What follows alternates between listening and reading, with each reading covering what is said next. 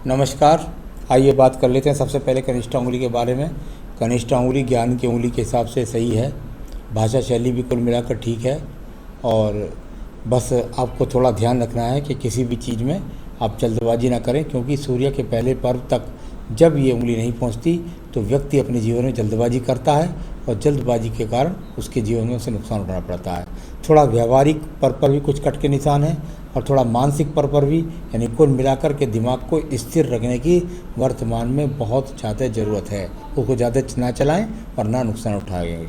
आइए बात करते हैं सूर्य की उंगली की।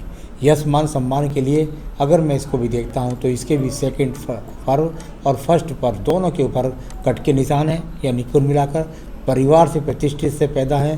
साथ ही साथ माता पिता की सेवा भी कर लेंगे, इसमें भी कोई शक नहीं है। परंतु ये दोनों स्थितियाँ जो होती हैं ये मानसिक टेंशन के लिए और साथ ही साथ जोश में आकर के गलत निर्णय उठाने के लिए, ये चीज़ें यहाँ पर बहुत ख़राब हैं, जो आपको नौकरी में भी स्थिर नहीं रहने देती, साथ ही साथ राज्य सरकार से लाभ भी नहीं दिलवाती हैं। इसके बाद बात करता हूँ शनि के पर्व की। ये शनि का पर्व और इस पर पक्के कटिए मौजूद। यहाँ बताते हैं गलत जगह किसी भी व्यक्ति को पैसा ना दे दें। ऐसे व्यक्ति को, देखिए मैं बता रहा हूँ आपको विशेष रूप से सावधानी रखें। जब तक हाथ में ये दो कट लगे रहेंगे, पैसे को किसी को भी लेन देन करने से पहले बहुत ठोक बजा लीजिएगा, वरना आपका खास रिश्तेदार भी आपके पैसे लौटा करके नहीं देगा। ये यहाँ पर सगे है, गलत जगह इन्वेस्टमेंट ना कर दें, वरना भारी नुकसान धन का उठाना पड़ेगा और वो कभी लौट के नहीं मिलेगा धन। आइए बात करता हूँ बृहस्पति की उंगली की। बृहस्पति की उंगली जब शनि की उंगली की तरफ इतने ज़्यादा झुक जाए तो व्यक्ति धन के पीछे बहुत तेज़ी से भागता है। परंतु यहाँ आपके सेकंड और थर्ड पर दोनों की दोनों कट के रूप में विराजमान और ऊपर काला फर्स्ट का पर्व भी, यानी कि ऐसे व्यक्ति का या तो पूजा पाठ में मन लगता ही नहीं है। कुल मिलाकर के पूजा पाठ में मन ना लगना, ईश्वर के प्रति ज़्यादा भक्ति ना होना, इस प्रकार के चिन्हों के साथ साथ पत्नी से खराब संबंधों को दिखलाने वाला और साथ ही साथ संतान में देरी के संकेत, यदि ये हाथ पर रेखाएं रहती हैं तो करती रहेंगी। अब बात करता हूँ मैं बुध के पर्वत के बारे में।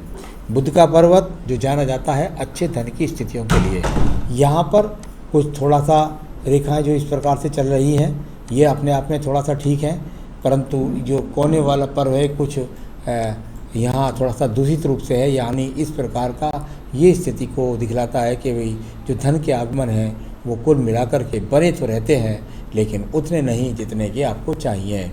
आइए बात करूँगा यश के पर्व के बारे में। यहाँ यश का पर्व यानी कि सूर्य का पर्व, और सूर्य का पर्व पर यदि आप देखेंगे तो आपको कोई भी यहाँ पर प्रतीकात्मक मछली बना देगा, लेकिन वो क्या फ़ायदा जिसका आपको लाभ ना मिले। यहाँ ये चीज़ें पर्वत जब इतना ज़्यादा इन्वॉल्वमेंट होता है ऐसी रेखाओं से और एक रेखा निकल करके इधर को भी भग जाती है तो व्यक्ति के जीवन के अंदर बहुत भाग दौड़ होती है, यानी कि रोज़ाना भाग दौड़ के सामना करना, साथ ही साथ बड़े बड़े लोगों के बीच में उठना बैठना, उनसे संपर्क बनना, ऐसे भी संकेत आपके पास में मौजूद है। अब बात करता हूँ शनि के पर्व की। शनि का पर्व और यहाँ पर ये रेखाएं हैं और बृहस्पति के पर्व से भी बहुत सारी रेखाओं का झुकाव इधर है, यानी कि ये वो फिर स्थिति आ गई कि आप बहुत योजनाएं बनाते हैं धन को आगे बढ़ाने के लिए, तो ये अच्छी बात है, बस आपको संभल कर चलना है। जब तक मैं कह रहा हूँ ख़ास तौर से आपको कनिष्ठ उंगली और सूर्य उंगली और शनि की उंगली को देखता रहना पड़ेगा, वो कट के निशान कहीं गलत जगह आप पैसा ना फंसा दें। आइए बात करते हैं बृहस्पति के पर्व की। ये बृहस्पति का पर्व एक्स का ये चिन्ह और बहुत सारी रेखाएं दिख रही हैं शनि पर्व को। आपके दिमाग में लगातार योजना चलती रहती है, यहाँ इन्वेस्ट करूँ, वहाँ इन्वेस्टमेंट करूँ, वहाँ से धन कमा लूँ, वहाँ से धन कमा लूँ, और इससे लाभ भी उठा लेंगे, लेकिन बहुत सोच समझ करके आपको चलना है। चलिए अब बात करते हैं हम आपकी हृदय रेखा के बारे में। हृदय रेखा का कभी भी बृहस्पति के अंदर तक घुसना अच्छा संकेत नहीं होता। ये जब बृहस्पति के अंदर तक घुसती है तो संतान सुख में थोड़ा देरी का सामना करना पड़ता है, साथ ही साथ व्यक्ति का थोड़ा सा पत्नी के साथ में संबंध भी कड़वाहट भरा रहता है। तो ऐसी स्थिति है, कोई भी अभी बड़ी बीमारी के रोग यहाँ पर हाथ के अंदर नज़र नहीं आ रहे हैं, हृदय से संबंधित कोई रोग नज़र नहीं आ रहे हैं। मंगल रेखा की बात करता हूँ। मंगल रेखा, और यहाँ पर इन रेखाओं को माना जाता है एनर्जिक रेखाओं के रूप में, कर्म रेखाओं के रूप में। ये एनर्जिक रेखाएं, ये कर्म रेखाएं यहाँ से निकलकर सूर्य पर्वत तक पहुँचे, भाग दौड़ करवाती हैं, तब जाकर के धन की प्राप्ति करवाती हैं, भाग्य रेखा के पास जाती हैं, तब जाकर धन मिलता है। तो यहाँ एनर्जिक रेखाएं आपके पास में हैं, कुछ क्रॉस भी बना रही हैं, तो बहुत ज़्यादा फल नहीं मिलता मेहनत के बाद में, जब वो क्रॉस के रूप में यहाँ पर एक दूसरे को काटते हैं तब। चलिए, तो ये सब चीज़ें हो गई। अब बात करता हूँ मैं यहाँ पर इसकी बात सीधा बुद्धि रेखा के बारे में। बुद्धि रेखा और यहीं तक जाकर ये आपकी जुड़ गई, यानी कि ये सिर्फ सूर्य के पर्व तक नहीं पहुँच गई, यानी बुध के पर्वत तक नहीं पहुँची। इस प्रकार की स्थिति जब होती है तो यहाँ ये कह सकते हैं कि जीवन में भागदौड़ तो बहुत, लेकिन धन की प्राप्ति बहुत कम, क्योंकि अभी रेखा न मंगल को पहुंची है, न चंद्र को पहुंची है, न बुध को पहुंची है। तो जीवन में भागदौड़ बहुत है, परंतु उसका लाभ आपको नहीं मिल रहा। इस प्रकार को दर्शाने वाली ये बुद्धि रेखा भी है। द्वितीय मंगल पर का बात कर लेता हूँ। उस पर भी यहाँ पर ये रेखाएँ जो खड़ी है, किसी झगड़े में, झंझट में, मुकदमे में जाने के कोई योग नहीं है। साथ ही साथ एनर्जी की रेखा के रूप में है। आपके अंदर बहुत हिम्मत है, आप बहुत मेहनत करते हैं, इसको दिखलाने वाली रेखाएं। चलिए, अब मैं चंद्र रेखाओं के बारे में। देखिए, चंद्र पर्वत की रेखाओं को यदि आप आयु भाग्य रेखा की तरफ से पढ़ें तो हमने इनको बोला है कि बहुत ज़्यादा ट्रैवलिंग रेखाएँ ये होती हैं।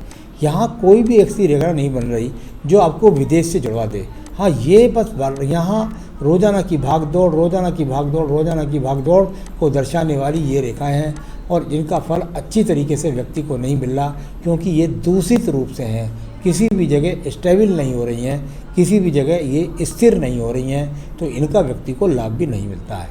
अब बात करते हैं आपकी यहाँ पर भाग्य रेखा के बारे में।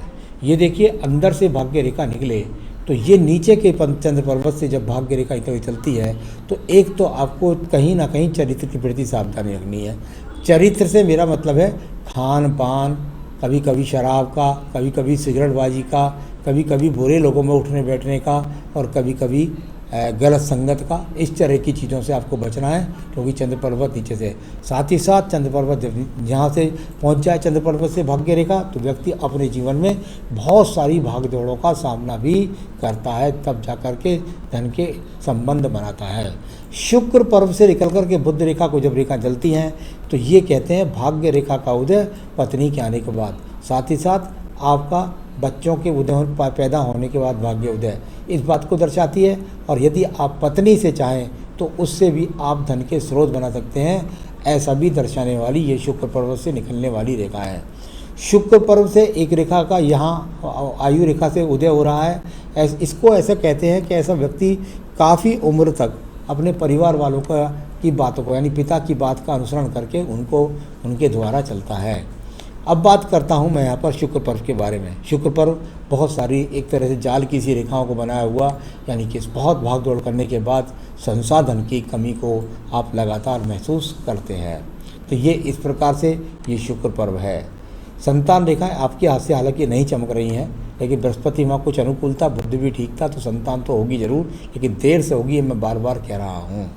आयु रेखा की बात करता हूँ। आयु रेखा तो जाकर नीचे सीधा सीधा मिल गई, मणिबंध तक, यानी 75 वर्ष की आयु रेखा भी आपके हाथ के अंदर है, ये और भी बढ़ जाती हैं। तो चलिए, ये सारी रेखाओं पर्वतों को बताया, मैं आपके सवालों का जवाब लेता हूँ। बच्चे कब और कितने होने के योग हैं? जहाँ तक मेरा अनुमान है, आपको संतान एक होने की मैं संभावना करता हूँ कि संतान एक ही होगी, और वो भी आपको देर से होगी। ऐसा हो सकता है कि वो आपको सन 2023 और 24 के बीच में हो।